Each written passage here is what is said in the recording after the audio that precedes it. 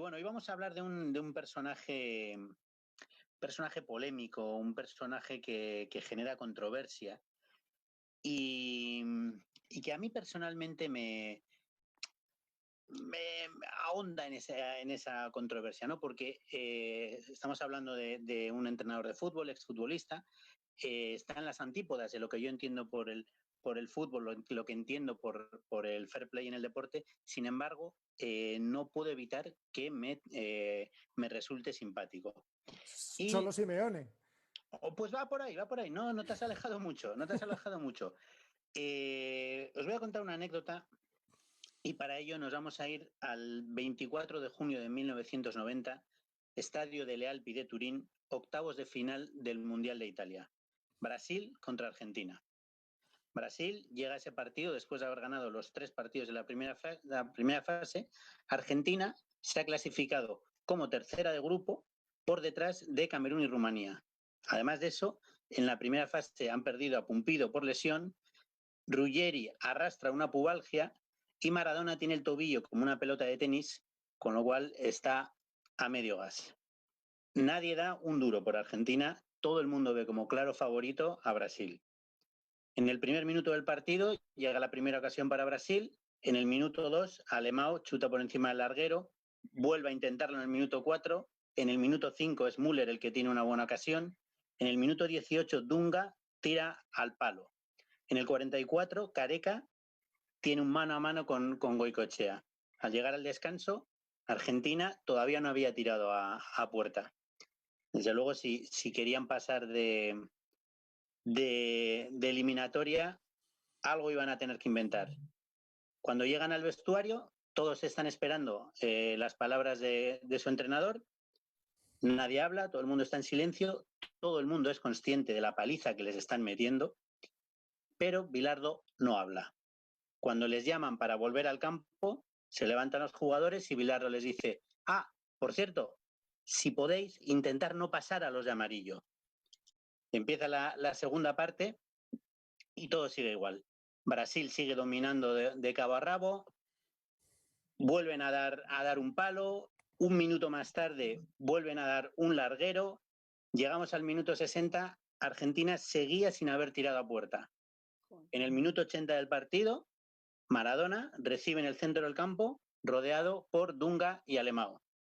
Entonces ocurre lo siguiente. Alemão que no, sigue Diego, Pico Caniggia, vamos Diego, lo estaban agarrando, Caniggia, la ley de la ventaja, Caniggia ahora o nunca, el triunfo Caniggia, gol,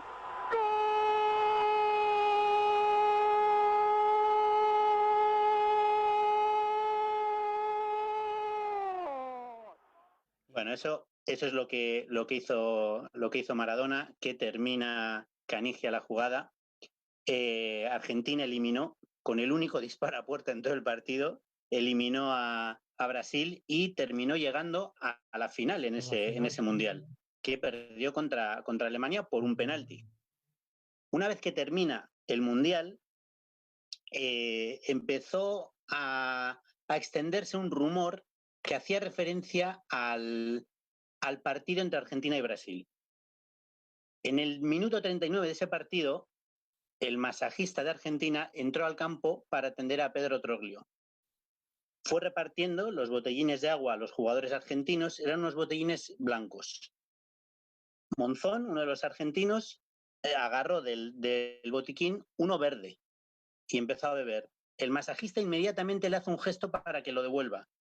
Escupe lo que ha bebido y vuelve a dejar el bidón en el botiquín y coge uno blanco. Detrás viene Branco, jugador de Brasil, y le ofrecen el verde. Bebe y se echa agua por encima de la cabeza. 14 años más después de aquello, en una entrevista en el programa Mar de Fondo de la televisión argentina, rodeado de amigos y en un ambiente distendido, Maradona contó lo siguiente. Y aparte lo de Branco, ¿viste? Lo de Branco fue... ¿Cómo fue lo de Branco, boludo? No. Después pasó el tiempo, venía a contar que... Vos lo veías, no, pero lo contás del Pepe. ¿Vos lo veías cabecear en la barrera o no? estaban todas las cosas y tomó Branco y venía a tomar Baldo, venía a tomar todo lo bueno, ¿viste? Y yo decía, que tomen. Y va al banco, le digo, estoy en casa, y yo le digo, ¡Banco, no!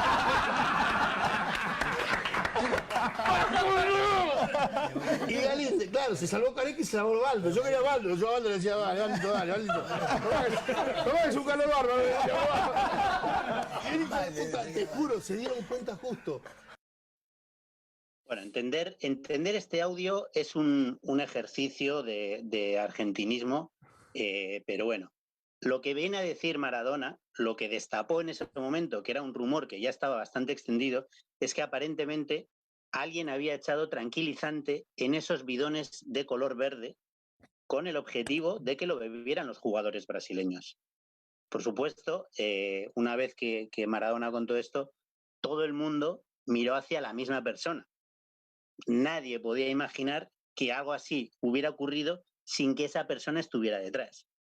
Y por supuesto, esa persona era la misma que en 1993 había dejado este momento en el estadio de Riazor, que quedó para el recuerdo. ¿Cómo vas a tener a los por Dios? ¿Qué carajo me importa otro deporte?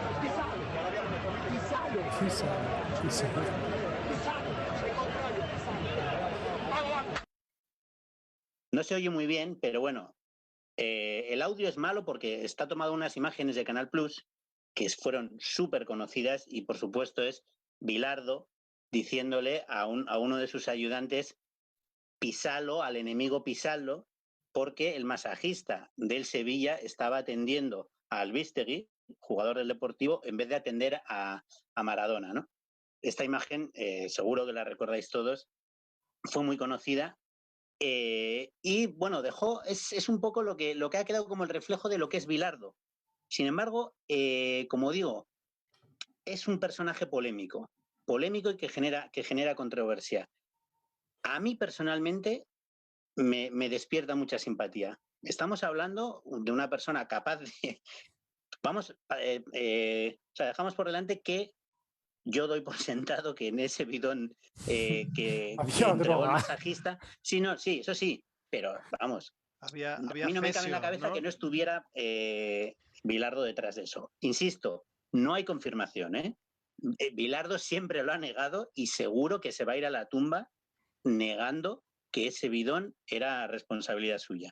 No, pero además era eso, ¿no, Xavi? Había cesio de ese del de Halo, ¿no? En el bidón, porque además provenía de Brasil, estaban cerca, lo habían cogido ellos. Se enteró de la historia de Halo y dijo, hostia, esto lo tengo que aprovechar. Blanco y verde y en botella. Ahí lo teníamos. Efectivamente.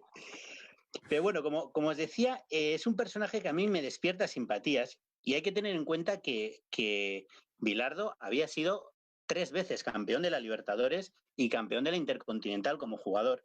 Había sido campeón de Argentina como entrenador con Estudiantes y cuando llega a la selección argentina crea un auténtico cisma dentro del periodismo argentino. Llega después de 8 años de Menotti y llega con la oposición absoluta del Grupo Clarín, que cualquiera que quiera vivir tranquilo en Argentina, lo peor que puede hacer es ponerse en contra del Grupo Clarín.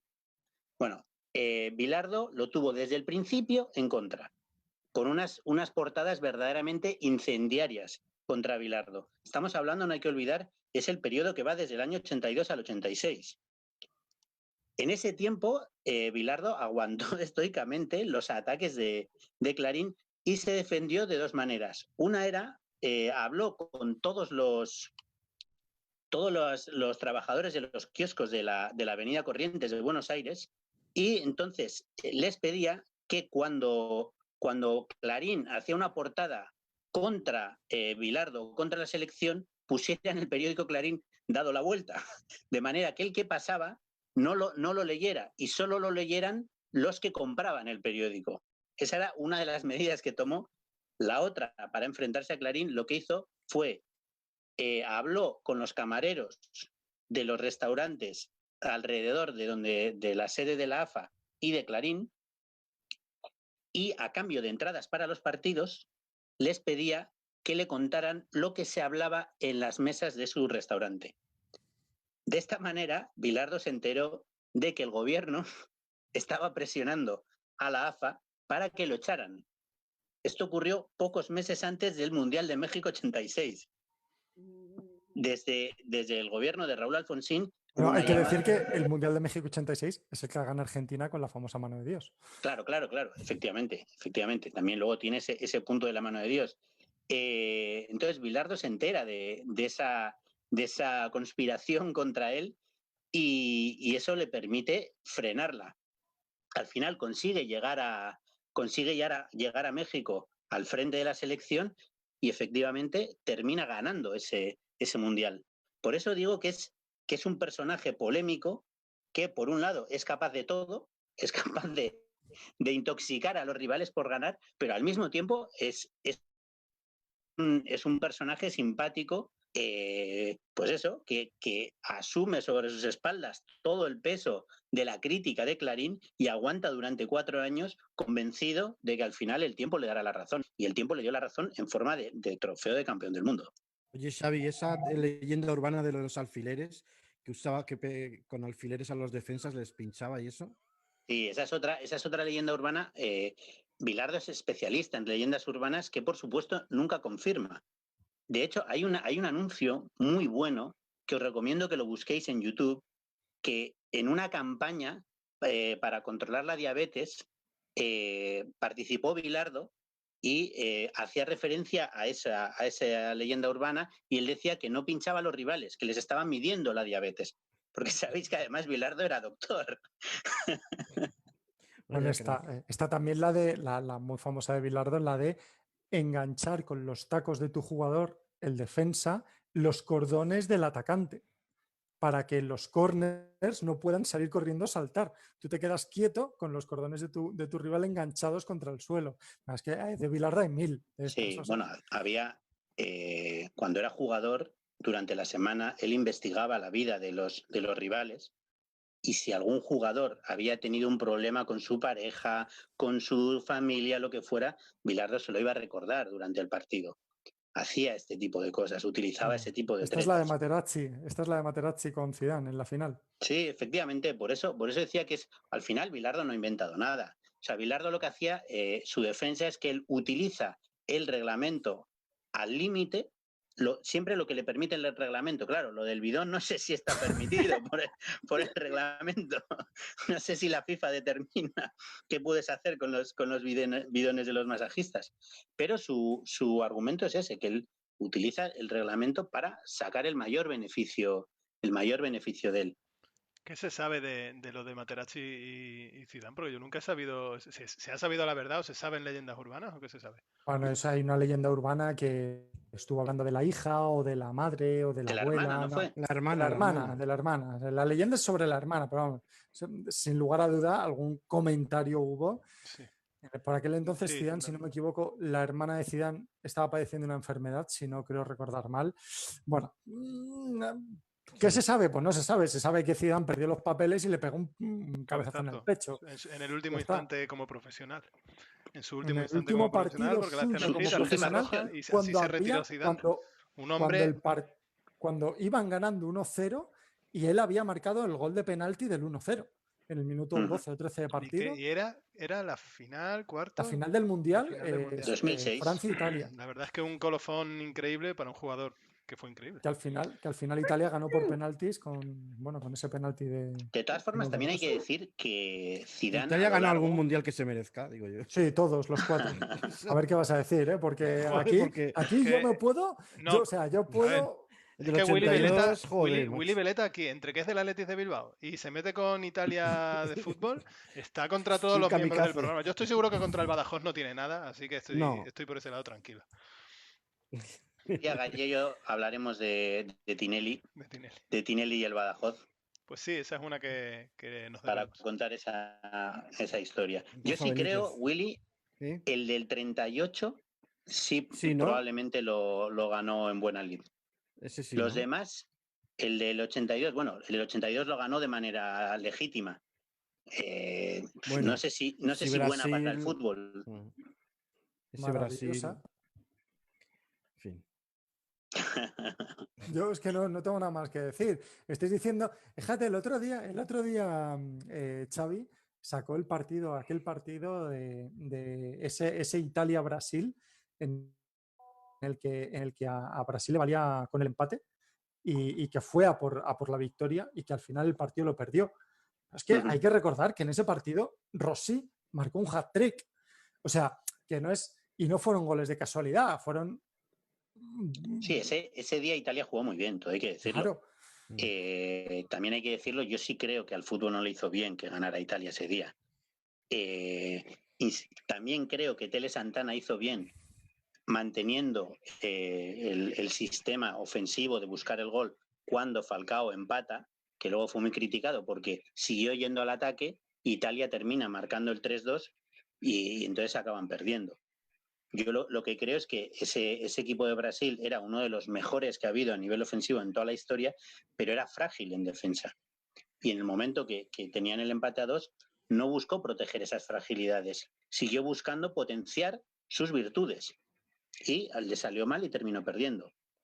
Hay una anécdota, una leyenda urbana que dice, habla muy bien de la única vez que Italia nos ayudó, que fue un tanquista italiano durante, pues sería octubre del 36, en la casa de Campos, quedó destruido su tanque, murió, y dentro del tanque encontraron los planes de ataque del ejército sublevado franquista a Madrid, y gracias a ese mapa que llevaba el pájaro consiguieron reforzar la puerta de Toledo con sacos de arena y tal, que es por donde iban a entrar y no por Moncloa donde se esperaba y tal. O sea que bueno, es la primera vez que un italiano, porque luego en las batallas estas que el Jarama y tal salían por patas, o sea, no os olvidéis tampoco.